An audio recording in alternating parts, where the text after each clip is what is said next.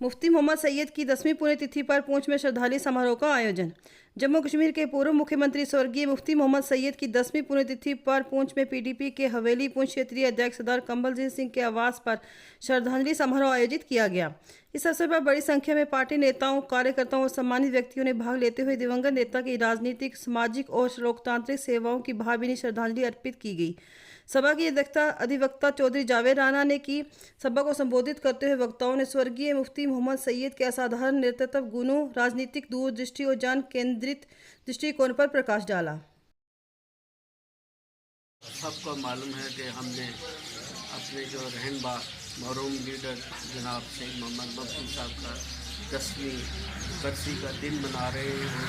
हर worker उनको दिल की गहराइयों से ताज़ तकसीम पेश कर रहे हैं।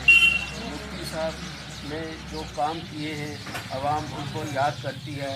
जो उन्होंने रजौरी पुंछ को जो चीज़ें दी हैं, मैं एक बार फिर अपनी ज़बान से भी गिनना चाहता हूँ। मंडी में सबसे पहले उन्होंने तहसील का दर्जा दिया। कहाँ साथियाँ वहाँ से लोग आते थे, एक दरख्वास्त को मार्क करना हो तो डिप्टी कमिश्नर के पास आते थे, अपने किसी के काबू में चक्कर लगाते थे। वो सहूलियात मंडी गलियाँ दौड़ों को उन्होंने तहसील का दर्जा, फिर उन्होंने बालाकोट में हमें तहसील का दर्जा दिया। बालाकोट के भी लोग वहाँ से चलकर पुंछ हेडक्वार्टर में आते थे। ये मुफ्ती साहब की देन है। उन्होंने रजौरी पुंछ में शाहदरा शरीफ यूनिवर्सिटी जो खोली नौजवानों के लिए, पढ़ाई के लिए, तालीम के लिए, वो भी एक बड़ा उनका एक अहम फैसला और अहम काम था। उसके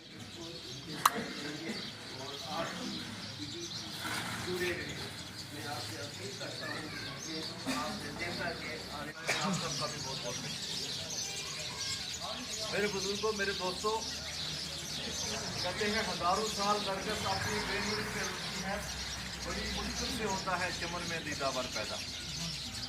मुफ्ती साहब कोई आम शख्स नहीं, मुफ्ती साहब एक इंटरनेशनल लीडर थे और बीज बिहार से उन्होंने अपना सियासी कैरियर शुरू किया।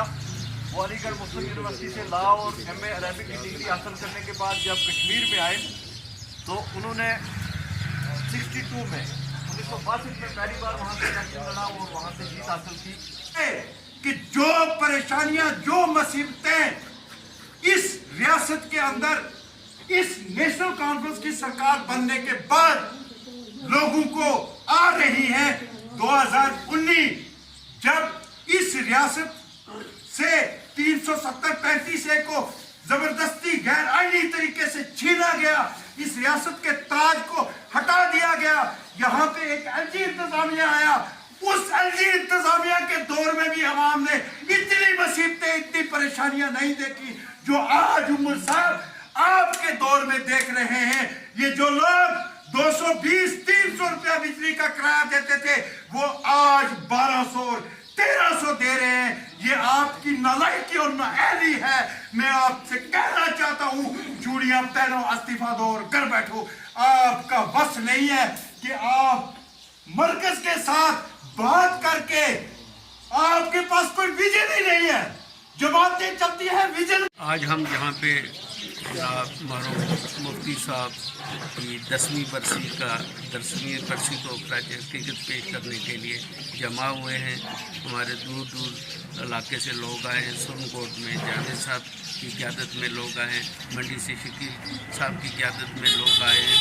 तो मुफ्ती साहब की जो काम किए हैं लोगों की सहूलियात के लिए, हम उनको याद कर रहे हैं और उनके लिए अल्लाह ताला से वाहिगुरु से दुआ मांगते हैं कि उनको एक बिल्कुल स्वर्गवास जगह उनको मिलनी चाहिए और आगे जो हमारी जमात है इसमें बरकत हो।